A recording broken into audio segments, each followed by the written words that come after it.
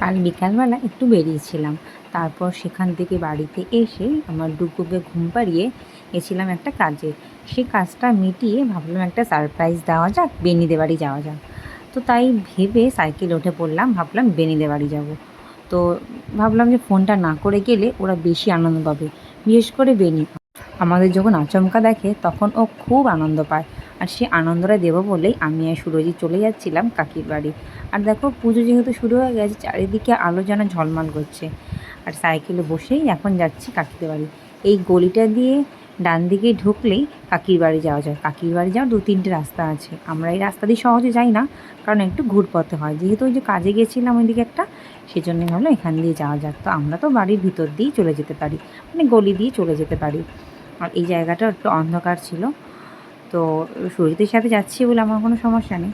আর এসে গেছি কাকিদের বাড়ি। দূর থেকেই দেখলাম কাকিদের কোলাপসেবল গেটটা বন্ধ আছে। তো ভাবলাম হয়তো ভেতরে খোলা, কিন্তু তালাও দেখলাম বন্ধ নেই, তালাটা লাগানোই আছে। তো আমি ভাবলাম যে একটু গিয়ে ধাক্কাই, তাহলে হয়তো ওরা বেরিয়ে আসবে। আস্তে আস্তে গেটটা খুলে যখন দরজাটা অনেকবার ধাক্কা দিলাম, তখন দেখলাম কিছুতেই যেন হচ্ছে না। তো সুরজিৎ বললো ফোন করতে। তো আমি বললাম না, ফোন করলে তো ওরা বুঝতেই পেরে যাবে আমি এসেছি, তো ফোন করবো না, এমনি দরজা ধাক্কাই। তো কতবার আমি দরজা ধাক্কাচ্ছি, এদিক ওদিক তাকাচ্ছি, কাউকেই দেখতে পাচ্ছি না। তারপর মনে হলো হয়তো ওরা নেই। তাও অনেকবার দরজা ধাক্কাচ্ছি, অনেক সময় ভিতরে থাকলে শোনাও যায় না। কলিং বেল বাজিয়ে যখন দেখলাম নেই, তখন কাকিকে ফোন করলাম। আর কাকি বললো কাকি নাকি কাকি বাপের বাড়ি গেছিলো বেনিকে আনতে। যেহেতু কাকির বাড়ি আর বাপের বাড়ি পাশাপাশি, যেন কাকি যখন তখনই বেনি চলে যায়, বেনিকে কাকি নিতে যায়।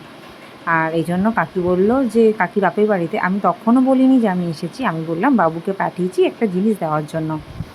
তো কাকি এই জন্য তাড়াহুড়ো করে আসছিলো। এ দেখো দূর থেকে দেখছি কাকি তাড়াহুড়ো করে আসছে, ভেবেছে বাবু হয়তো দাঁড়িয়ে আছে। তো যাই হোক, আমাকে দেখে অনেকবার বলল যে ঘরে ঢোকার জন্য, যেহেতু আমি আমার বাবাকে ঘুম পাড়িয়ে রেখে গেছি, সেজন্য আমি আর একটা মিনিটও দাঁড়াইনি। আমরা একটুখানি বাইরে কথা বলে চলে এসেছি বাড়ির দিকে। আর গলিতে ঢোকার আগে কি সুন্দর লাইটিং হয়েছে দেখো।